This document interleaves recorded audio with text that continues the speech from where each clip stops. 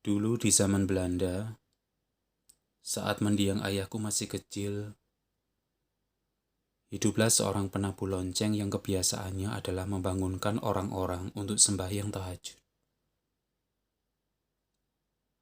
Kakek tua itu hidup miskin dan hanya berdua dengan istrinya yang buta dan sakit-sakitan. Mereka berdua tak memiliki anak karena 3 orang anak mereka telah wafat saat harus ikut berperang melawan penjajah. Setiap menjelang pukul 12:30 malam, ia selalu berkeliling, membawa sebuah lonceng besi dengan alat pemukul yang berupa palu kecil. Karena jasanya itu, orang-orang jadi sering bangun tengah malam. Jika bukan untuk tahajud, mereka juga bangun untuk berjaga-jaga. Suatu hari, istri sang kakek itu berpesan, jika nanti tugasnya memukul lonceng sudah selesai, ia minta dicarikan buah markisa yang tumbuh di dekat pelataran pos tentara Belanda. Istrinya kala itu sedang sakit dan ingin sekali makan buah markisa. Si kakek pun menyanggupinya, karena ia sangat menyayangi istrinya. Maka selepas pukul 11 malam, ia pun berangkat dari rumahnya yang berada di tepi bantaran sungai, menuju ruas jalan yang kala itu masih diapit oleh barisan pepohonan asam. Jalanan itu sepi dan jarang sekali dilewati orang, karena di dekat situ dijadikan tempat untuk membuang sisa-sisa seng dan besi yang digunakan untuk membangun pos-pos Belanda. Terlihat di sisi kanan jalan ada semacam pagar kawat berduri yang membatasi area jalan dengan tempat pembuangan limbah besi. Agak jauh dari sana, tepatnya di sebuah tikungan, ada satu pos penjagaan yang kalau malam hari tidak pernah dijaga. Tersebar rumor di masyarakat kalau sisi kiri jalan yang merupakan bantaran sungai itu seringkali muncul penampakan hantu kuntilanak. Awalnya, para tentara Belanda itu tidak mempercayai cerita-cerita penduduk lokal. Namun setelah ada beberapa dari mereka mengalaminya sendiri, pos itu jadi sepi setiap malam dan selalu ditinggalkan. Kakek itu berjalan perlahan. Usianya saat itu mungkin sudah lebih dari 70 tahunan. Ia menenteng lonceng besi yang lumayan berat, sembari memukulkan palu kecilnya.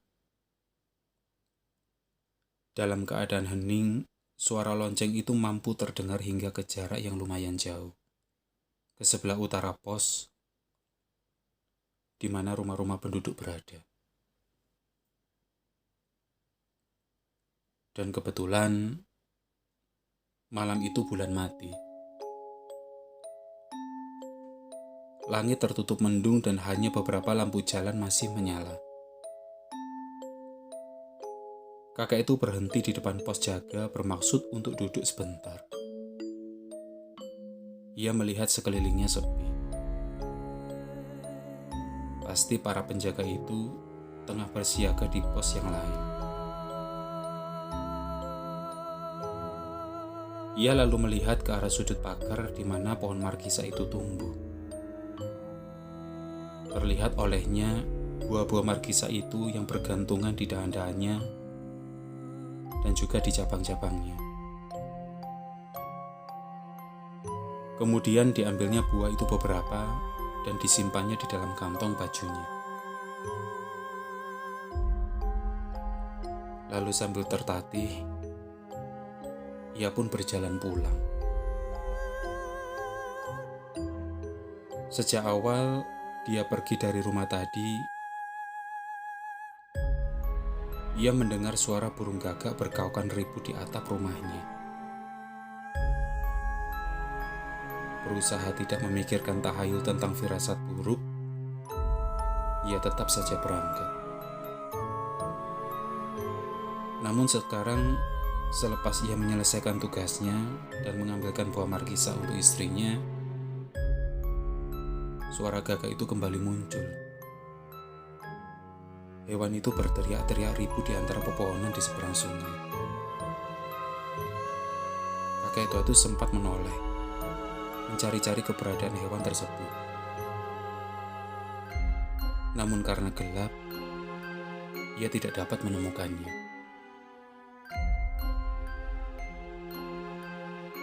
Langkahnya kini sampai di dekat tempat pembuangan limbah besi itu.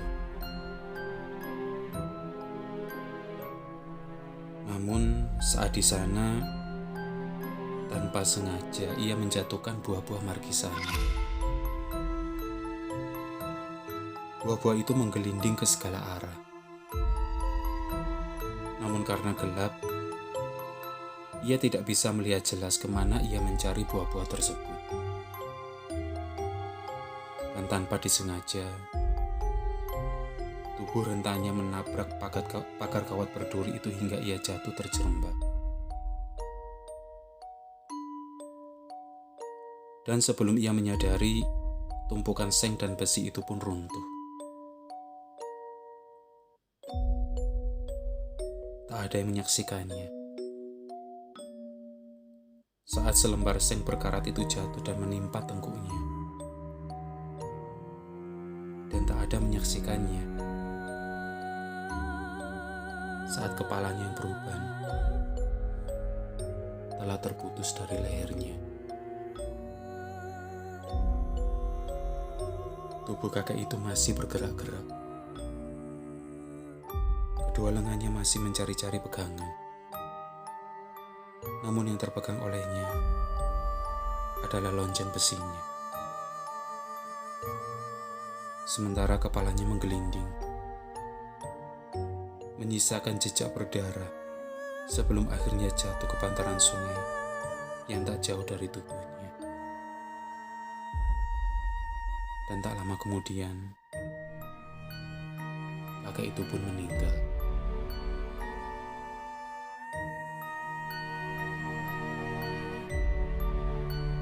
Istrinya yang sakit di rumah tidak tahu menahu tentang kematian suaminya. Masa itu, kematian seorang penduduk pribumi adalah hal yang biasa bagi semua orang. Tapi ia dikenali dari lonceng besi yang digenggamnya. Namun mereka tak pernah menemukan keberadaan kepalanya.